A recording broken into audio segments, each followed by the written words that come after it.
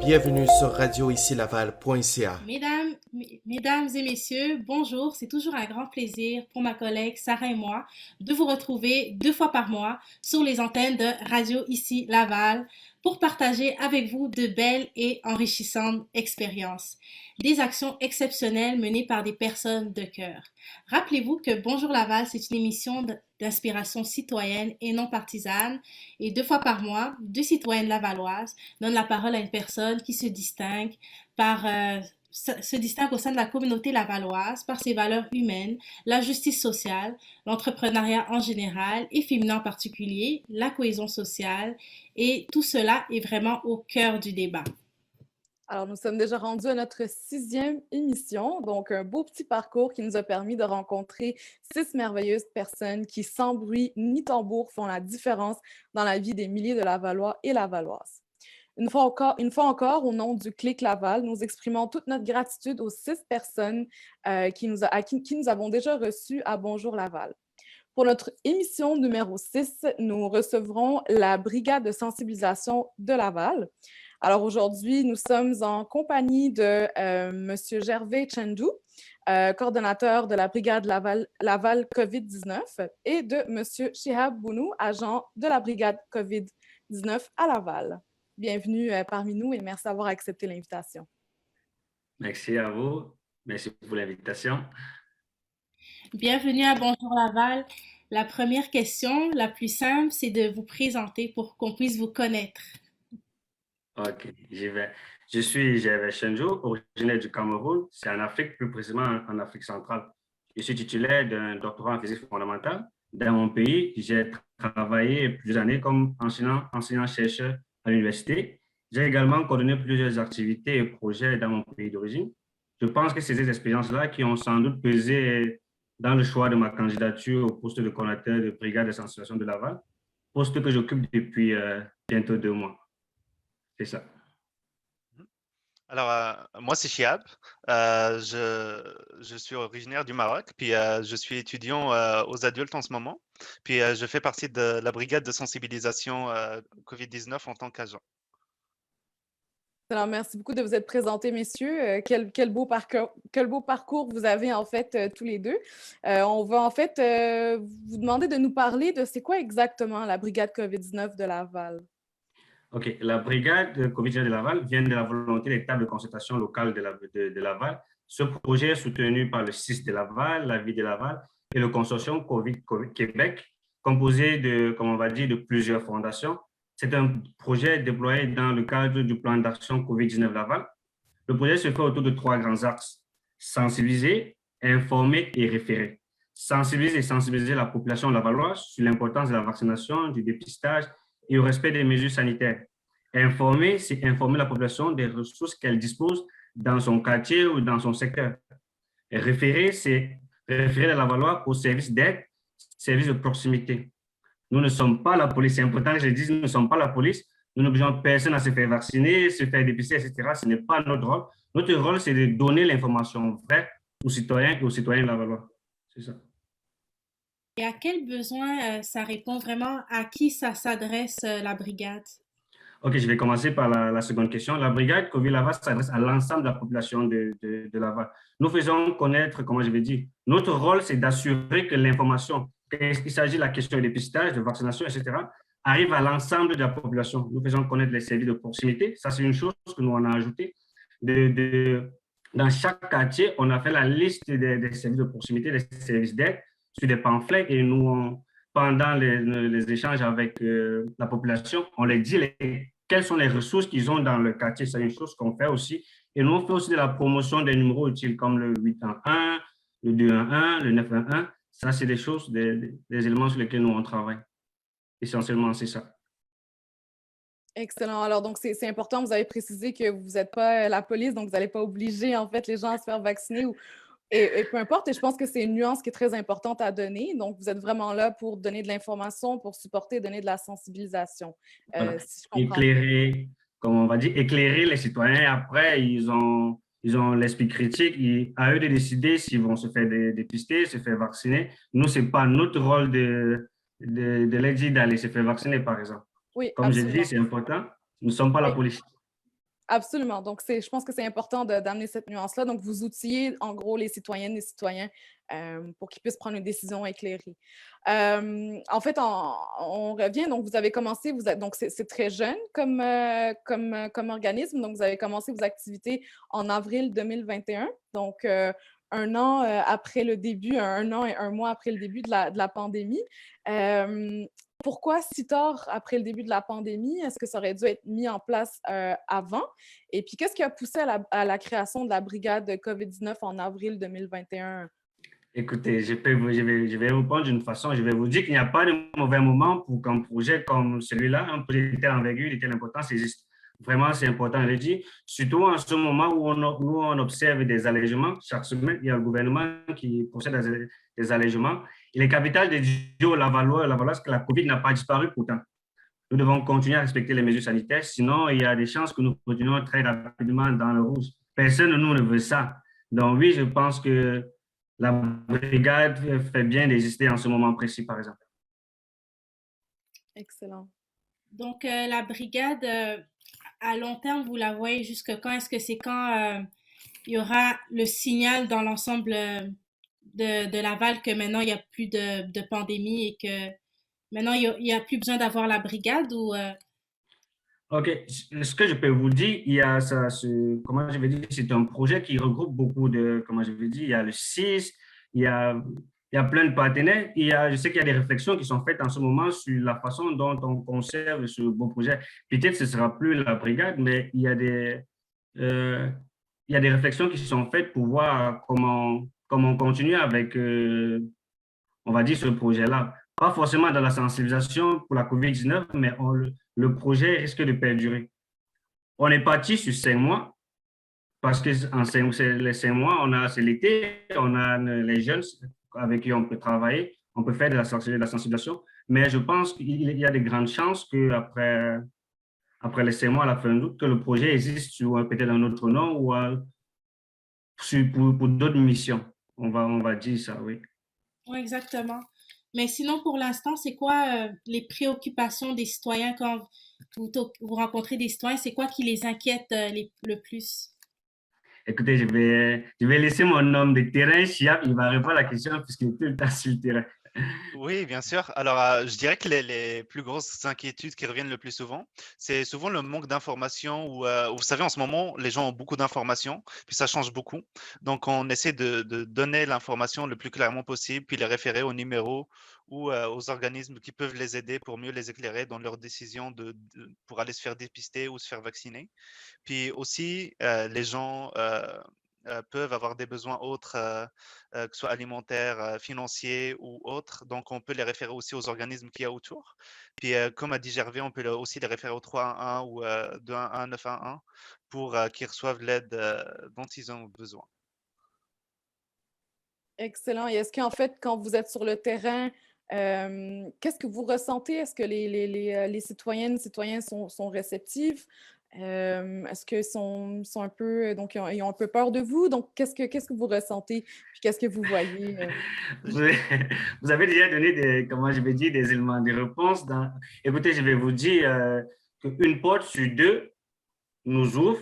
C'est un bon taux, encore parce que je vais vous dire, on travaille en étroite collaboration avec la Croix-Rouge canadienne et ils travaillent aussi avec d'autres brigades dans le Grand Montréal et ailleurs. Donc, en croire les informations qu'on a, on a un bon taux de réceptivité. On est autour de 45%. C'est pour ça que je parle d'une porte sur deux qui nous est ouverte. Mais oui, je vais laisser Chiab s'il a d'autres éléments qu'il voudrait apporter. Oui, bien sûr. En général, quand on va parler aux gens, ils sont très réceptifs. Il y a une bonne conversation qui s'engage. On arrive à poser nos questions, puis ils sont souvent très contents de ce qu'on fait. Il est arrivé que quelquefois les gens soient moins réceptifs ou qu'ils soient méfiants envers l'organisme vu que c'est encore nouveau. Je peux aussi citer l'exemple d'une madame que on avait parlé à ses voisins juste avant. Ils nous ont dit de faire attention parce qu'elle pourrait appeler la police si on toquait chez elle. On a finalement toqué chez elle. Elle était très contente qu'on soit venu lui parler et se sentait assez mal dans cette période de pandémie. Puis on a pu la référer comme il faut aux organismes autour. Donc c'est là que je sens qu'on fait vraiment une différence dans la vie des gens. Et justement, en fait, ça, c'est intéressant quand même. Vous avez pris la chance, donc qui ne tente rien n'a rien. Vous avez pris la chance d'aller chez la dame. Mais en fait, en général, est-ce que quand vous voyez que des personnes sont moins réceptives, est-ce que vous êtes moins tenté à aller voir ces personnes-là? Comment vous procédez à ce niveau-là? Je dirais que quand on voit que la personne est pas réceptive, on écourte l'échange. Si on voit que les personnes veulent pas parler, c'est tout à fait de leur droit. Puis s'ils sont réceptifs, c'est là où on pose des questions, puis on s'intéresse, puis on est à l'écoute. Excellent. Oui, j'ajouterais qu'on fait aussi, comment je vais dire, beaucoup, beaucoup d'écoute. Et il se trouve qu'on s'est rendu compte qu'aller juste demander à un monsieur ou une dame chez elle comment vous allez, ça fait beaucoup de bien parce que je vais vous dire qu'avec la pandémie, il y a des gens qui ont fait des mois, pour ne pas dire toute une année, sans voir personne devant leur porte. Donc, ça fait du bien quand quelqu'un il se met devant votre porte et vous dit comment ça va, ça fait un bien fou. Je peux vous dire que ce sont des cas qu'on a rencontrés et ça fait beaucoup de bien. Ouais. Donc, en fait, vous êtes là et vous sortez certaines personnes de l'isolement, en d'autres termes. Vous êtes un contact. C'est vraiment un bon mix. On peut utiliser ces thèmes-là, oui. Et parfois, on va prendre 5 minutes juste à écouter quelqu'un parce qu'on s'est rendu compte que la personne a besoin de parler un peu. Ça fait un moment, la personne n'a pas parlé. Ça aussi, on fait. Nos agents, ils ont fait des formations. Parmi lesquelles ça faisait partie des modules de formation. Écouter parce qu'on savait qu'on devait faire face à des cas ou des gens qui n'ont vu personne depuis bien des mois. Il fallait les écouter, oui. À part l'écoute, c'est quoi les autres qualités dans la formation qu'un bon agent de sensibilisation doit avoir? OK. C'est vraiment tout un processus. Je peux vous dire. La première chose qu'on fait, c'est que nos agents, comment on fait pour avoir des agents? On a les agents et comment je vais dire, on a fait des annonces auprès des communications du CIS. Il y a les universités comme l'Université de Montréal qui nous ont aidés dans les annonces. Il y en a les différents partenaires de la vie qui nous ont aidés. Donc, qu'est-ce qu'on fait? On reçoit des CV et des lettres de motivation. Nous, ce qu'on fait, on prend le temps de regarder tous les CV et les lettres de motivation. Ceux qu'on trouve intéressants pour le travail qu'on veut faire, on les appelle en entrevue. Et pendant l'entrevue, on va leur dire c'est quoi la brigade, les objectifs, les attentes. Et puis, on va répondre à la question. Bien sûr, quand ils arrivent, ils ont des questions, des appréhensions, on tente de répondre. Je pense que pour la plupart du temps, on réussit à répondre. Et en fait, la chose qu'on fait, que nous avons trouvé très intéressant, c'est directement, on les met en situation. On va faire du porte-à-porte pour la suite de l'entrevue. Ce qu'on fait, c'est qu'on fait la première porte à leur place. Ils vont voir comment ça se passe et ils vont répéter peut-être sur 30 minutes, sur 1 heure de temps. Et à la fin, ils vont savoir si vraiment ils ont ce qu'il faut pour faire ce travail-là. Et nous aussi, on regarde, on observe. On va voir si exactement il a ce qu'il faut pour travailler avec nous. C'est arrivé que des gens disent non, finalement, je ne peux pas faire ce boulot-là. Ou alors une personne qui dit en fait, je vais aider. Parce que c'est un beau projet, il faut que je le dise. C'est vraiment sincère, c'est un très beau projet. Il y a des gens qui disent moi, je vais aider parce qu'il s'agit d'aider dans ce cas-là. Et tout de suite, ce qu'on fait, c'est qu'on va dire bon, c'est bon, vous travaillez avec nous. La suite, c'est la formation. On a la formation sur 3 modules. On a un premier module c'est pendant 3 jours. Le premier module est donné par la Croix-Rouge canadienne qui repose sur Kobo et notre questionnaire. Et un second module qui parle de la COVID, on va dire parlant COVID et tout ce qui va avec gestes barrières.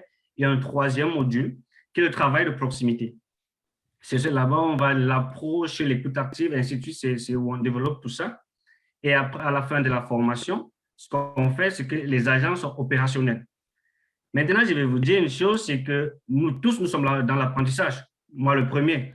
Donc, vous savez, les informations changent tout le temps, donc on doit tout le temps s'adapter, on est tout le temps dans l'apprentissage. Moi, par exemple, il y a 2-3 semaines, j'ai dû faire un cours de, comment je vais dire, passant par la Croix-Rouge canadienne, j'ai fait une formation de premier secours psychologique. ça m'aide à retransmettre, comment je vais dire, je vois les choses, on va dire, différemment. Je retransmets auprès des agents et on s'adapte à ce qu'on trouve sur le terrain. Et c'est la même chose pour nos agents. La formation, elle est continue. Donc, dépendamment des besoins des agents, si sur le terrain, ils se rendent compte que finalement, on a besoin de ceci, nous, on va aller chercher les experts dans ce domaine-là pour venir travailler avec nos agents. Donc, bien qu'ils ont fait la formation sur 3 jours et qu'ils ont commencé à travailler, vraiment, la formation, c'est continu. Nous sommes tout le temps dans l'adaptation et dans l'apprentissage, comme j'ai dit tantôt. Donc, c'est un projet à grand déploiement avec des changements de directives constants, avec des mesures prises par le gouvernement, comme j'ai dit tantôt. Donc, on va tout le temps tenter de s'adapter. C'est ça. Et Shihab, comment vous avez trouvé la formation, votre perspective en tant qu'agent? Oui, bien sûr. Alors, je trouve que cette initiative est vraiment intéressante parce que moi, en tant que tel, je voulais travailler dans quelque chose qui était proche des gens. Je voulais travailler dans quelque chose de social, aller chercher les gens, aller pouvoir venir en aide à eux. Puis j'ai très bien apprécié les formations qu'on a eues. Puis comme a dit Gervais, c'est toujours un apprentissage que ce soit de parler aux gens ou juste de faire les réunions d'équipe parce que les informations changent beaucoup. Puis faut toujours être à jour. Puis on apprend aussi beaucoup en travaillant avec plusieurs partenaires. Vu qu'on change beaucoup, on s'inspire de ce que l'un fait ou de ce que l'autre fait. On se dit que peut-être cette technique elle est meilleure pour aborder les gens, ou peut-être que poser cette question à ce moment-là, ou peut-être aller chercher euh, ce que fait l'autre pourrait nous aider à mieux rejoindre les citoyens. C'est ça. Donc, si je pourrais ajouter quelque chose, il a dit quelque chose que je voudrais réitérer, c'est qu'en fait, on se voit sur 1 heure chaque semaine. On va débriefer, ils vont nous faire des suggestions, des remarques, et ensemble, on va mûrir le projet. Être davantage efficace, on va trouver les voies et moyens. Ouais, c'est vrai. Alors, c'est vraiment un travail de concertation. Donc, vous, avec les agents et tout le monde peut apporter, en fait, leur point de vue, leur savoir-faire et tout ça, j'imagine. Oui, il y a tout ça, il y a des travailleurs, des quartiers, il y a vraiment, c'est un gros bloc. On s'inspire de tout ce qu'on peut avoir sur le terrain pour être le plus efficace dans nos missions.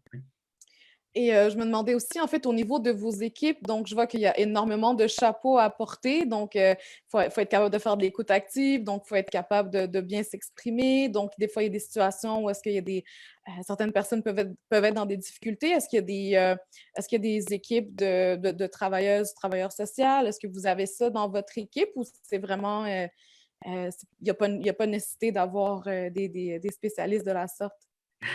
OK. Je vais vous dire que parmi les agents, on a des gens on en a qui sont étudiants dans le social, ça c'est une chose.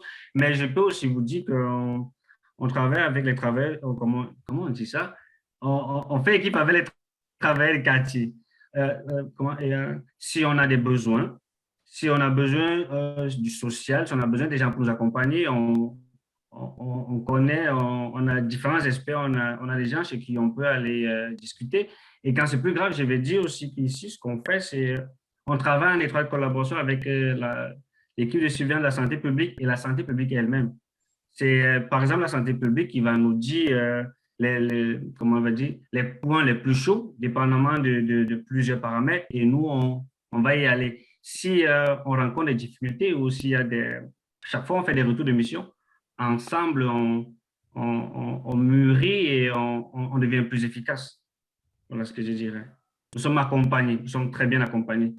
Mhm. Donc, vous êtes entouré en fait de plusieurs organismes autour de vous là, à qui vous pouvez référer en fait les citoyens ou citoyennes là, qui auraient besoin d'aide. Exactement. Excellent. Nous aussi, on peut avoir des besoins. Il peut arriver qu'un agent va discuter avec quelqu'un, ça ne se passe pas bien, il est peut-être on va dire, sous choc et tout.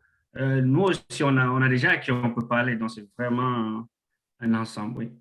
Si je peux ajouter aussi en tant qu'agent, on a aussi des pamphlets d'organismes communautaires qu'on peut distribuer aux gens selon les quartiers. Puis comme a dit Gervais, on a aussi des numéros des responsables de quartier qu'on peut appeler en cas d'urgence, qui peuvent nous référer tout de suite aux Bonne aux porte. besoins qu'on peut donner à la personne. Ouais. Bien que tu dis ça parce que dans ma tête, je croyais que tu devais retenir les organismes par cœur et après, quand tu sonnes à une porte et tu vois un besoin, tu dois comme te souvenir de l'organisme. Je vais répondre à ça pour éviter. Il se trouve, c'est vraiment compliqué. Ce qu'on a fait, Laval, il est grand. Nous, on a 24 agents. On a divisé Laval sur 3 secteurs. Mais il se trouve que, comment je vais dire, je vous ai dit tantôt, on travaille en étroite collaboration avec l'équipe de suivi de la santé publique. Donc, dépendamment de l'endroit où on nous envoie, vous pouvez bien mémoriser, comment je vais dire, parce qu'on vous a attribué un secteur, vous connaissez les pamphlets, les services communautaires de ce secteur-là, mais pour des urgences, vous vous retrouvez dans un autre secteur. Donc, vraiment, il est difficile de demander à nos agents de retenir, d'avoir la liste dans la tête. Moi, je ne pourrais pas leur demander ça. Je sais qu'ils ont plus ou moins la liste dans la tête, mais ils peuvent rapidement se référer sur des pamphlets. Nous l'avons aussi sur des tablettes qui travaillent avec. On l'a inséré dans un outil de travail que nous on a qui est Airtable. Ils peuvent consulter et s'en rappeler rapidement. Oui, parce qu'avec le nombre d'organismes qu'il y a à Laval et qui travaillent, qui font plusieurs choses, donc je pense que c'est mieux d'avoir un petit pense-bête où est-ce que tous les organismes sont répertoriés. Oui, La question, en fait, la question suivante, en fait, là, ça s'adresse à vous deux, mais bon, c'est récent, donc, mais est-ce que vous pouvez nous dire concrètement, donc, à quoi ressembleraient vos journées de travail? Donc, qu'est-ce que vous faites quand vous commencez votre journée de travail ou deux? Donc, je sais que Chihab est beaucoup plus sur le terrain, donc, vous pouvez répondre tous les deux, on va avoir les deux perspectives. OK. Chihab, tu veux que je commence ou tu veux commencer? Tu peux commencer, vas-y. OK, parfait. Moi, le matin, je me lève et les missions, elles sont faites le plus souvent. Mais il va arriver que j'ai un agent qui a un souci, qui finalement ne va pas aller à l'émission ou qui va aller à un certain, comment on veut dire, préfère aller à une autre heure. Donc, tout de suite, je vais être sur mon outil Airtable pour essayer de confirmer l'émission du matin. Et ensuite, quand c'est fait, quand je sais que les agents ils sont OK, quand ils sont tous sur le terrain, parce il faut veiller à ce que tout le monde soit sur le terrain, quand c'est fait. Maintenant, j'ai plusieurs, comment je vais dire, je travaille avec, je peux vous citer des noms, avec Geneviève Levac du 6, je travaille avec Chantal Goyet, il y a vraiment une très grosse équipe. On a plein de réunions, on se divise le travail. Parfois, les agents ils nous ont posé des questions qu'on n'a pas tout de suite la réponse. Pendant que l'un va pour avoir la réponse, je ne sais pas, d'un problème, l'autre il va chercher. Ainsi, après, on passe le reste de la journée à faire des meetings, des entrevues comme tout de suite. Et, en soirée, j'essaie de savoir exactement si les routes ont été couvertes, à quel, comment je vais dire, quel pourcentage, s'il faut renvoyer des gens sur ces missions-là, si elles sont terminées. C'est, voilà un peu ma journée. Elle était bonne pour les agents, beaucoup de, comment je vais dire, il y a de l'administratif, des entrevues, beaucoup de meetings.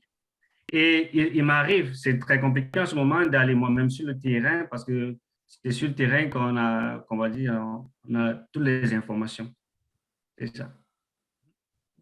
Oui, alors, oui, moi, de la manière que ça se passe, c'est comme a dit Gervais, je reçois mon horaire sur Airtable. Puis toujours, on est au minimum dans un groupe de 2. Donc, on va toujours être avec un partenaire. On reçoit notre mission, la place où on doit se rendre. Puis, il y a toujours des détails qu'on devrait savoir sur la région, ce qu'on doit faire ou ce qu'on est supposé savoir. On a souvent travaillé dans des parcs, des métros. On a aussi souvent fait du porte-à-porte. Souvent, ça va durer 4 heures. Puis le but, c'est juste d'aller voir le plus de monde qu'on peut, aller parler aux gens, essayer de discuter avec eux, voir s'ils ont des besoins ou quoi que ce soit. Puis on les essaie, comme on a dit tout à l'heure, on essaie aussi de les informer puis de les sensibiliser sur le dépistage, la vaccination, puis l'importance des gestes barrières. C'est super. Là, je vois que c'est assez flexible. S'il n'y a pas de nombre de portes à faire, par exemple, en 4 heures. Non, non, ça c'est une très belle question parce qu'ici, il ne faut pas confondre la quantité et la qualité. Vous voyez? Si vous demandez aux agents de vous... nous, on n'a jamais demandé à un agent combien de personnes avec combien de personnes à discuter. Parce que nous, on veut rester dans, comment on va dire, l'efficacité. Vous voyez? Donc, c'est plus important de parler avec 30 personnes et que le message soit passé parce qu'ils prennent le temps de demander est-ce que vous avez écouté? Est-ce que vous avez des questions? Si vous le faites à la va-vite, pour faire 100, 150 personnes, à la fin, vous n'avez rien. Donc, non, il n'y a pas de quota à atteindre. Non, ça n'existe pas chez nous. Ouais. Mais là, vous avez dit efficacité, vous avez dit le mot efficacité. Comment vous évaluez l'efficacité? Comment je vais dire, ça commence à se ressentir, c'est une très belle question aussi. C'est par l'enthousiasme des gens, à mon niveau, ce que je fais, c'est qu'il y a les agents à la fin de la journée ils font des retours de mission. Donc, je sais exactement où est-ce qu'ils en est, les difficultés qu'ils ont rencontrées, s'ils ont eu des embûches. En fait, j'ai une idée de ce qui s'est passé sur le terrain. Il se trouve que, on a beaucoup d'encouragement, des gens qui sont contents, des gens qui avaient comment je vais dire, des organismes et des services d'aide près d'eux, qui ne savaient pas, qui vont tout de suite se rendre. Des gens, l'autre chose qu'on a, c'est que on donne les numéros on peut dire des travails de quartier, et nous, on sait, les travailleurs de quartier nous font des rapports comme quoi, écoutez, est-ce que vous savez qu'on nous a appelé pour telle ou pour telle autre chose? Donc, on sait après qu'on soit passé, il y a, comment je vais dire, des résultats. Mais l'autre chose qui va se faire très, très, très bientôt, je l'espère, c'est qu'avec l'équipe de surveillance de la santé publique, on va essayer, peut-être avec les taux de vaccination, il y a 2 mois et les nouveaux taux, on va essayer de voir, on va regarder dans les secteurs où nous sommes vraiment allés travailler intensément et on va voir, on pourra estimer, évaluer notre travail à ce moment-là. Mais je peux vous dire déjà que moi, personnellement, je pense qu'on fait du bon boulot en ce moment. C'est positif. Excellent. En fait, il est trop tôt parce qu'en fait, ce qu'on voulait demander, c'est comment vous faites pour évaluer que le message s'est bien rendu. Donc, pour l'instant, est-ce que c'est trop tôt? Est-ce que vous êtes quand même capable de savoir quand vous allez chez les gens, de savoir que le message est bien passé? Est-ce que vous avez un suivi après les passages des agents de sensibilisation? Ce que je peux vous dire, c'est que nos agents, à la fin quand ils ont discuté avec vous, ils vous ont remis les pamphlets, ils prennent le temps ils vous posent la question, est-ce que vous avez suivi? Vous avez des questions? Ça, c'est la façon que nous, on a trouvé pour être, comment je vais dire, pour être sûr que le message est passé. Maintenant, il y a des évaluations qui vont être faites pour vérifier qu'il y a un réel impact. Mais je n'ai aucun doute sur le fait qu'il y a vraiment du positif dans ce qu'on fait. C'est un très beau projet. Ça va se ressentir. Ça se ressent même déjà. Ouais. Et là, j'ai une question pour Shihab. Tout à l'heure, avant qu'on commence, il nous parlait des difficultés de la sensibilisation. Est-ce que tu pourrais nous en parler pour les auditeurs et auditrices? Oui, bien sûr. Alors, les plus grosses difficultés qu'on peut ressentir, c'est peut-être des fois la réticence des gens qui ne savent pas forcément qui on est ou qui et c'est normal d'être méfiant vu que c'est encore nouveau. Puis il y a aussi parfois la barrière de la langue où, des fois les personnes ne parlent ni français ni anglais, puis qu'on doit s'adapter à ce moment-là. Souvent, il y a Google Traduction qui marche très bien. Sinon, on essaie, comme on peut ou du mieux qu'on peut de les référer, chez les organismes qui peuvent les aider au mieux. Sinon, ouais, c'est aussi un travail où il y a souvent beaucoup d'imprévus. Faut se dire qu'on change beaucoup de quartiers ou de zones où on travaille. Il y a souvent des problèmes de météo ou quoi que ce soit, donc on doit s'adapter vite puis essayer de voir comment on peut être, le plus efficace sur le terrain.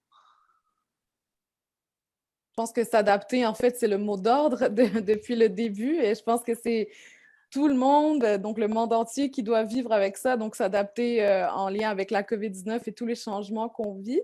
Il y avait une question, en fait, qui me trottait. En fait, vous avez spécifié que vous êtes deux agentes à faire le travail ensemble, donc vous êtes toujours, en fait, en binôme. Et est-ce que vous êtes en contact continuel avec votre coordonnateur? Donc, comment est-ce que c'est vraiment par téléphone? Si vous avez des difficultés si vous avez en fait une rencontre difficile, si vous avez des citoyens et citoyennes avec qui ça a été un peu plus difficile, est-ce que vous êtes en contact avec vos coordonnateurs? Oui, bien sûr. En fait, selon les questions qu'on a, on va appeler soit Gervais, soit les responsables de quartier pour avoir l'information le plus rapidement possible. Du coup, on essaie de s'adapter au plus vite possible pour offrir le meilleur service possible. Excellent. Donc, vous avez toujours, vous aussi, en fait, Donc, l'organisme a du support, mais les agents et agentes aussi ont le support, en fait, qu'il leur faut pour faire leur travail, qui est très important, hein, d'ailleurs. Oui, bien sûr. On sent qu'on est très bien épaulé, qu'on a les ressources pour aller parler aux gens et essayer d'aider au mieux. Et si parmi nous, il y a des personnes qui nous écoutent en ce moment et qui voudraient, en fait, faire partie de l'équipe parce qu'il y a de la place pour ces personnes-là, puis comment elles peuvent faire pour rejoindre vos rangs? Écoutez, s'il y a de la place, je vais vous dire, on ne ferme aucune porte. C'est ce que je peux dire. Comment on nous rejoint? Comment je vais dire? On a une page Facebook dédiée à la brigade. On a, comment je vais dire? On essaye de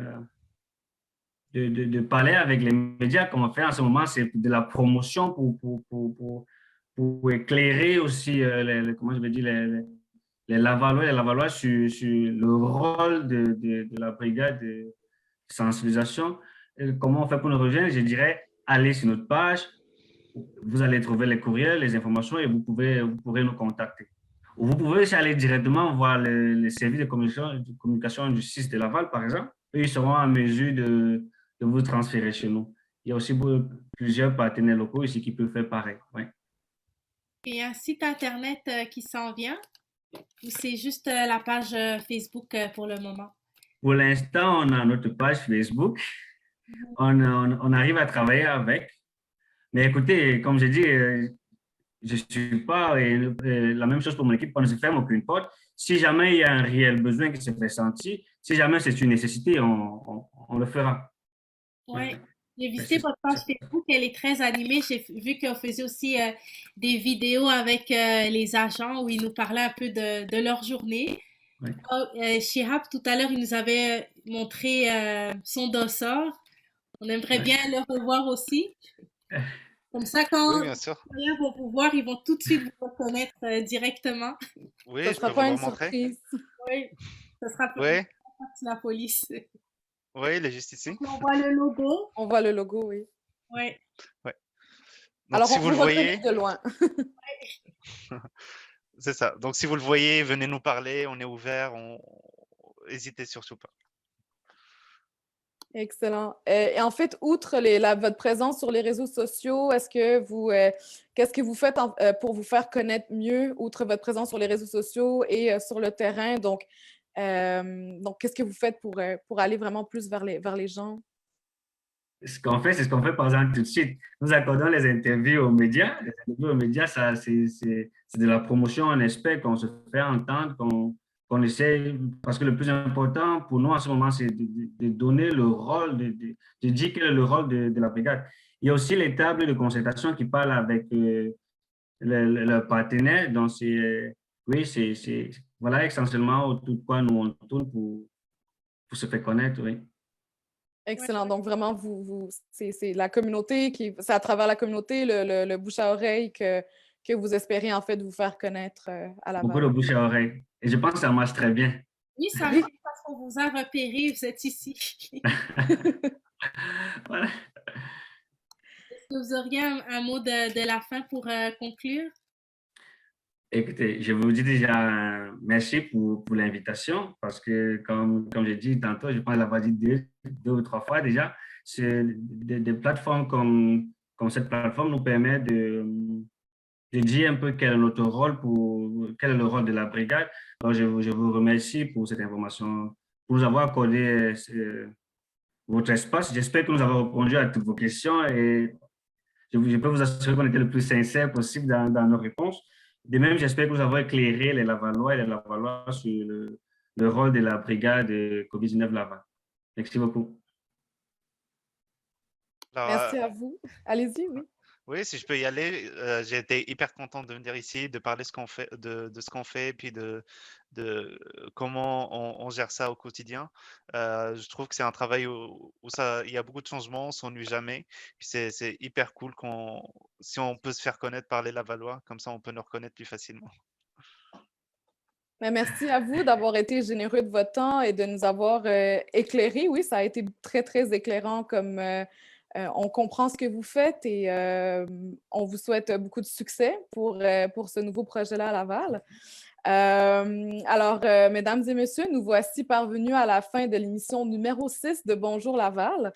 Alors, on espère que vous avez passé un bon moment en compagnie de la brigade de sensibilisation et ça vous a permis de découvrir cette belle initiative d'action unitaire qui aura, j'en suis certaine, un impact sur les Lavalloises et les Lavallois.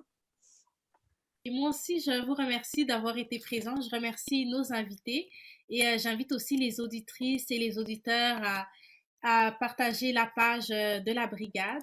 C'est quoi le nom de la page, si vous pouviez la rappeler? Là, tu sais, en fait, c'est Brigade COVID. Si vous partez sur Facebook, vous mettez Brigade COVID Laval, vous avez la page tout de suite. Donc, il faut aimer En et un seul mot. partager la page. Exactement. C'est ça. Merci beaucoup. Avec plaisir. Donc, merci, chères auditrices et auditeurs. Merci pour votre fidélité d'écoute. Je tiens aussi, en fait, on tient à remercier donc très sincèrement l'équipe de Civil Communication, donc notre partenaire technique pour son expertise, pour assurer en fait cette émission-là et la qualité de cette émission surtout. Et on va se retrouver dans 2 semaines pour une autre émission.